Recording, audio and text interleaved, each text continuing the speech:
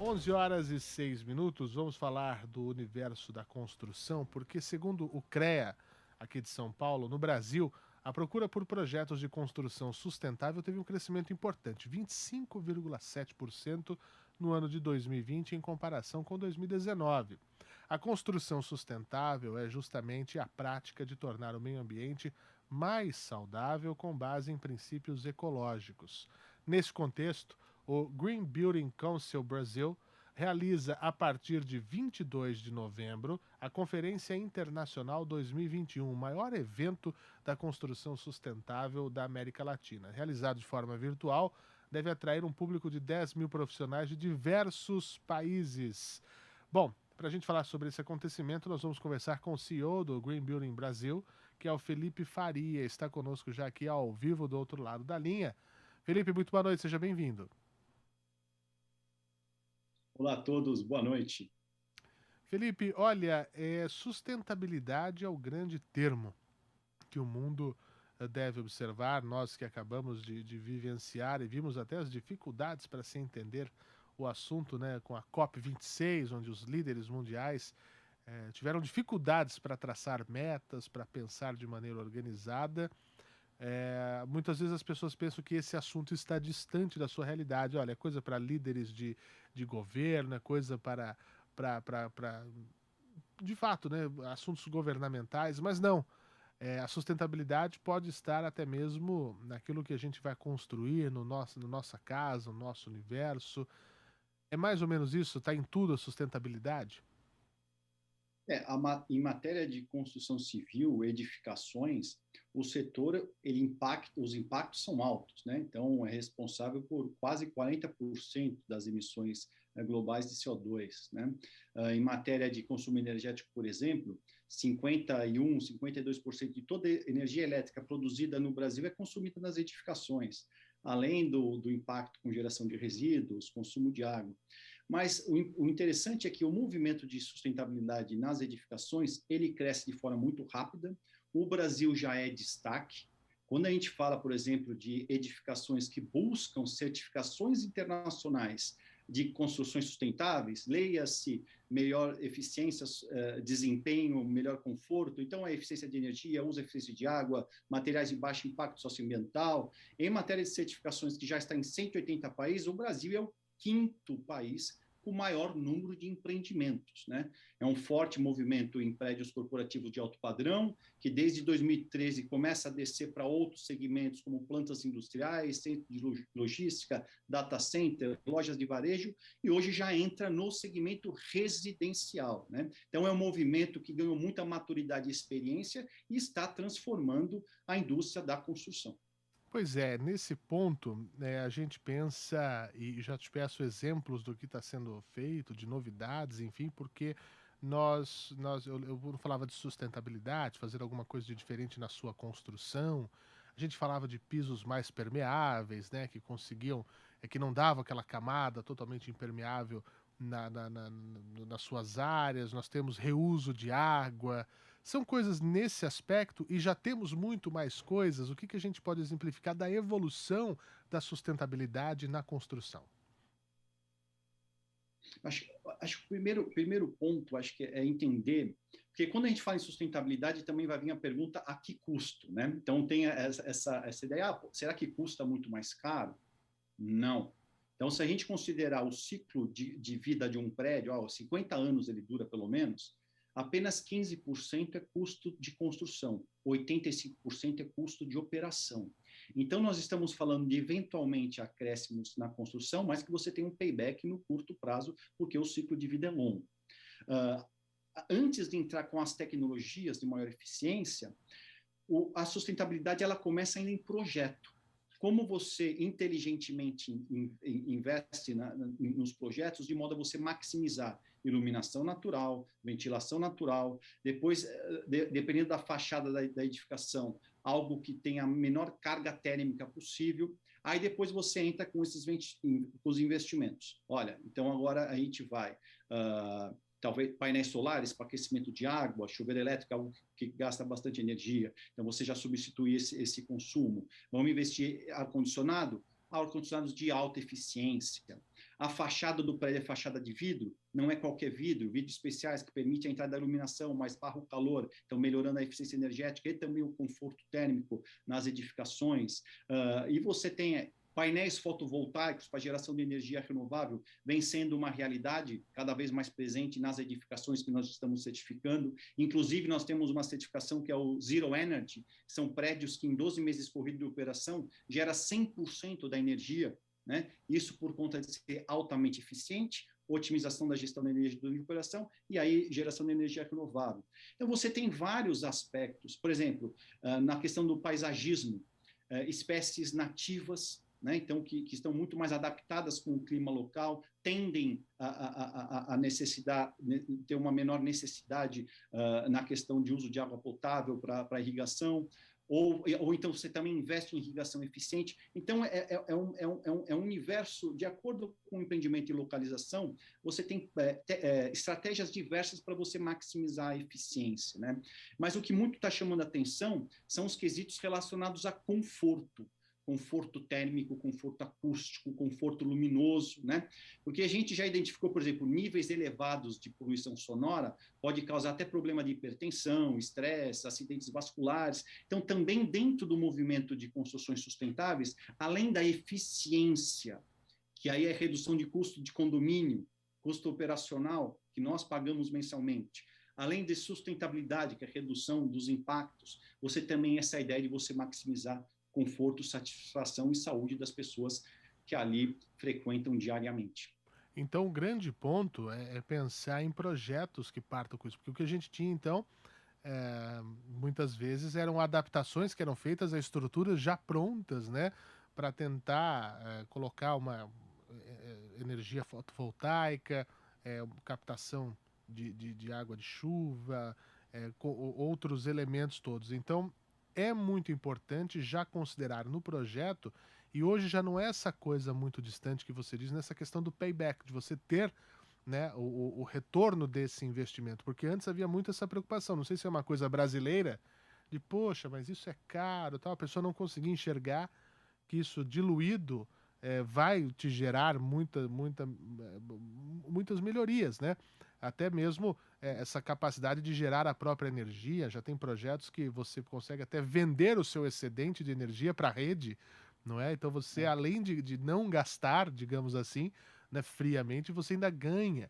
Então falta ainda essa visão. Nós já, pelo que você me conta, evoluímos bem, os próprios números aqui, né, o CREA mostrando esse 25%, quase 26% no ano de 2020. Queremos crer, ao final dessa conferência de 2021, que tenhamos mais êxito ainda, mas romper essa mentalidade que é o grande desafio.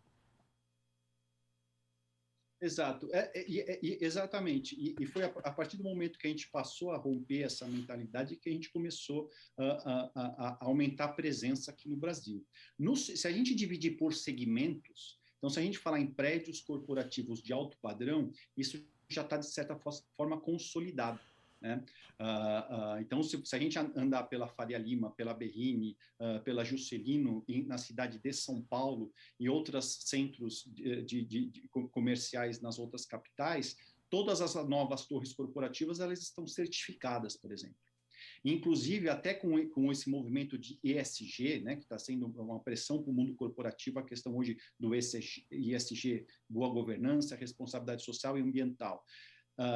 Do quesito de benefícios econômicos dessas torres, além das eficiências, é comprovado aumento de velocidade de ocupação, melhora na retenção, diminuição do custo de operação, valorização de metro quadrado, ou seja, a sustentabilidade passa também a ser melhor modelo de negócio no mercado imobiliário, né? E agora o nosso desafio tem sido entrar realmente no segmento residencial, que é um pouco diferente, né? Mas nós temos ótimos exemplos e vamos compartilhar muito isso durante o evento. A gente tem, inclusive, no COP Glasgow, a gente teve lá durante o COP o ambiente das construções, onde o desafio era edificações autossuficientes de energia, edificações que geram 100% da energia para operar.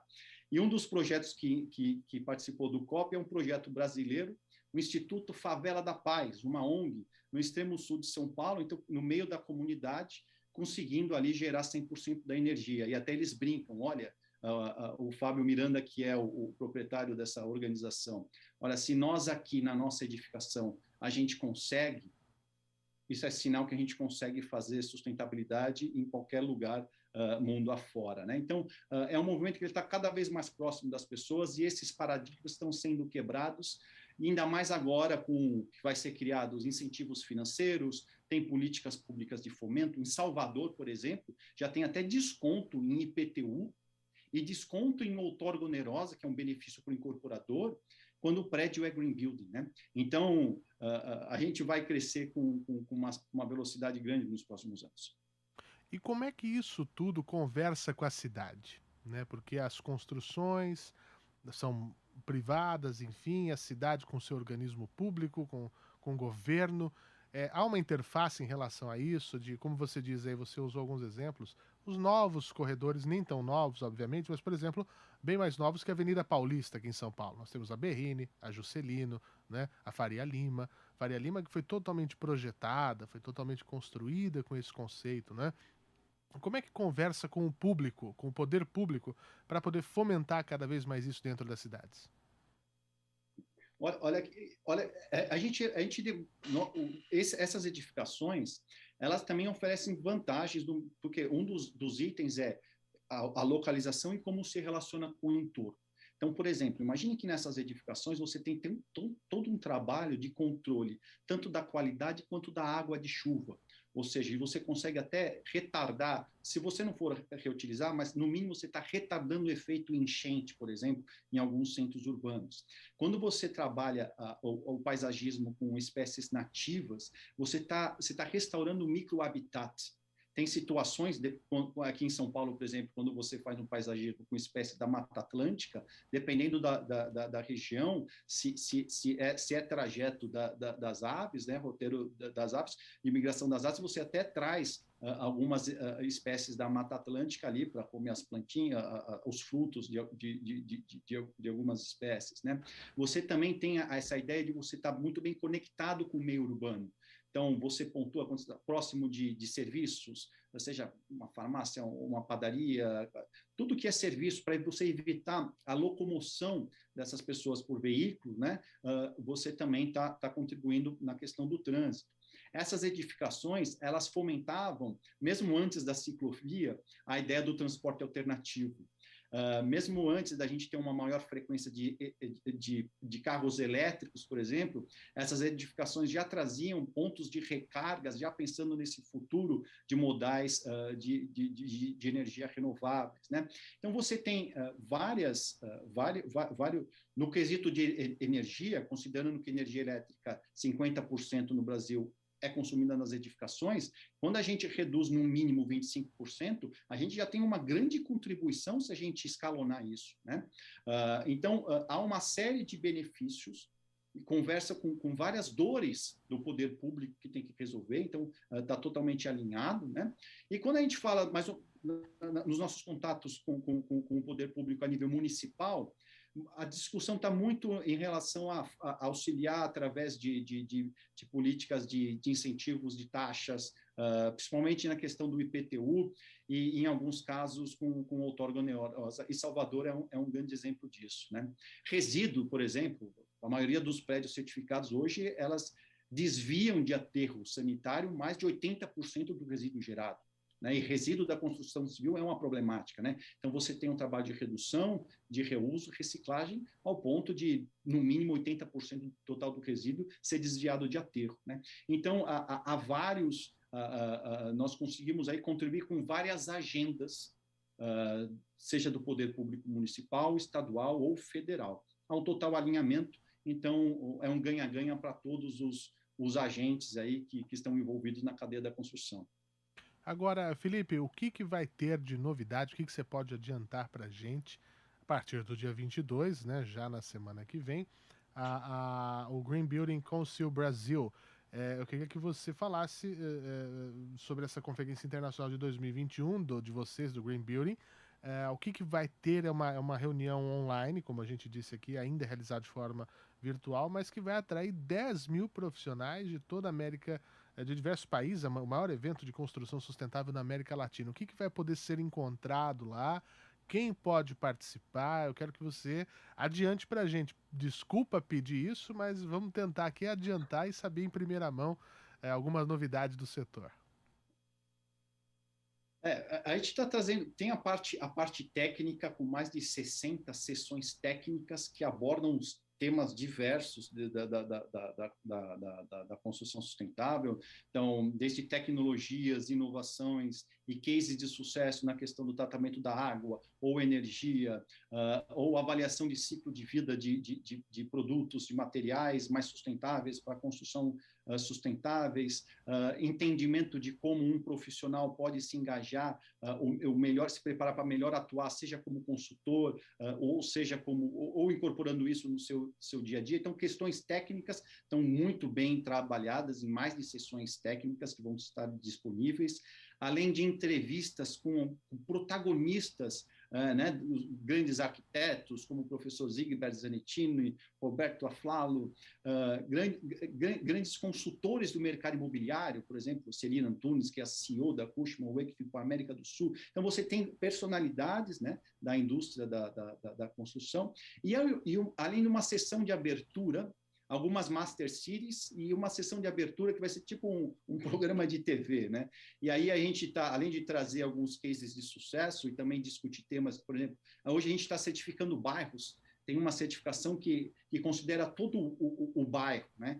Então, não é só a edificação eficiente, mas dentro de um contexto de todo um master plan, edificações de uso misto, mobiliário público, né, de mobiliário urbano eficiente, áreas abertas de convívio, maximizar espaços abertos de convívio. Então, tem temas diversos, e a gente vai trazer também para o evento, até para quem não é realmente do movimento, mas quer entrar. Um dos convidados é a filósofa professora Lúcia Helena Galvão, que vai falar sobre o conceito do evento, que é Edificando Ideais Humanos. Até a gente está num momento que tudo é dual, né? E a gente brinca que, olha, o equilíbrio às vezes não está no nosso horizonte, né? Essa dualidade é como se fosse um pêndulo, vai de um ponto para o outro, mas não vai parar no meio. O meio está em cima. E para chegar em cima, só nós, como todos, fazer a autocrítica, edificar ideais humanos, e aí a gente vai conseguir o equilíbrio das discussões hoje que nós temos diárias, né? E também o Roberto Menescal, que é um dos fundadores da Bossa Nova, que é conhecido como um arquiteto musical, que vai fazer um paralelo entre a arte da composição musical e a arte da construção de um green build. Então, são temas diversos e que a gente tem uma grande expectativa aí que vai colaborar para o aumento aí das atividades em matéria de green build, além dos cases recentemente certificados de prédios no Brasil, que foram certificados no GBC Casa e Condomínio, né, mostrando redução, por exemplo, no custo do condomínio por conta das eficiências, então benefícios para o morador, né, e o lançamento também da certificação Life de conforto, saúde e bem-estar para residências. Então, dentro da ideia de uma reforma de apartamento ou reforma de uma casa, algumas dicas, né, e você pode encontrar isso gratuitamente no site, a gente vai estar compartilhando isso, né, como que você consegue fazer melhores escolhas ao ponto de você melhorar o conforto térmico, acústico, luminoso, ergonômico, olfativo, visual, qualidade interna do ar dentro das nossas residências. E considerando que a gente passa 90% do nosso tempo num ambiente, num espaço construído, a qualidade desses espaços, eles afetam na nossa condição de conforto e na nossa qualidade de vida, inclusive da nossa saúde. A gente vai estar falando muito sobre isso. Então, é um movimento que ele conversa com todos os públicos, inclusive também quem não é, mesmo que não seja engenheiro ou um arquiteto. Olha que bacana, tem muita coisa interessantíssima, Felipe. Só essa fala do Menescal, eu acho muito bonito, né? A gente conseguir estabelecer paralelos, né, entre assuntos tão diversos. Menescal, que começou com a bossa nova no apartamento da Nara Leão, né, no Rio de Janeiro. Exatamente. E aliás, ele conta essas histórias, ele conta algumas fofocas de bastidores na época dele com Tom Jobim, com João Gilberto, né? Da onde surgiu o nome Bossa Nova, a história por trás de uma das canções que mais gravada aí mundo afora, que é o Barquinho, né? Que é a construção dele com o bolso. Então ele conta essas curiosidades, está muito interessante. Que bacana. A bossa nova, sei lá, é uma coisa tão espetacular, que é uma. Eu não sei, eu enxergo muitas vezes como uma mistura do jazz com samba, né? Que dá uma musicalidade. Isso é fantástico. Inclusive, você me traz essa menção, eu aqui acrescento que, inclusive, o Frejá e o Menescal convocaram uma manifestação para dezembro lá no Rio de Janeiro contra a construção de um condomínio numa área de proteção lá do Parque da Catacumba, uma manifestação na Lagoa. Só que a Prefeitura do Rio já se manifestou ontem, dizendo que não houve autorização da Prefeitura para a construção no parque, tranquilizando as pessoas. Então mostra a preocupação também do Menescal com a sustentabilidade num assunto que está acontecendo agora lá no Rio de Janeiro, né? Então é isso, eu queria muito agradecer ao Felipe Faria, que é CEO do Green Building Brasil. E volte sempre aqui para falar sobre esses assuntos, viu, Felipe? Eu acho que sustentabilidade, ESG é uma questão muito importante. Nós estamos discutindo essa questão na Amazônia, como transformar a Amazônia numa Amazônia sustentável, e as pessoas falam em preservação, mas não é só isso. Dá para levar muito mais coisa, condições de vida às populações que estão naquela região, como garantir o melhor uso daquela área sem que haja uma maneira depreciativa ao meio ambiente, enfim. E o ESG em tudo, né? Quando a gente fala de governança, quando a gente fala de sustentabilidade, de outras questões na vida empresarial, em todos os aspectos. É a sociedade do futuro que vai se moldando em eventos como esse, que a partir do dia 22 de novembro acontecem aqui sob a tutela do Felipe e de toda a sua equipe. Felipe Faria, muito obrigado pela sua participação aqui conosco. Volte sempre à programação da Jovem Pan. Obrigado. Nós que agradecemos aí o apoio, a oportunidade de compartilhar isso e o parabéns pelo fantástico trabalho da Jovem Pan. Até uma próxima. 11 horas e 28 minutos, nós vamos para um rápido intervalo aqui na programação da Jovem Pan e já voltamos.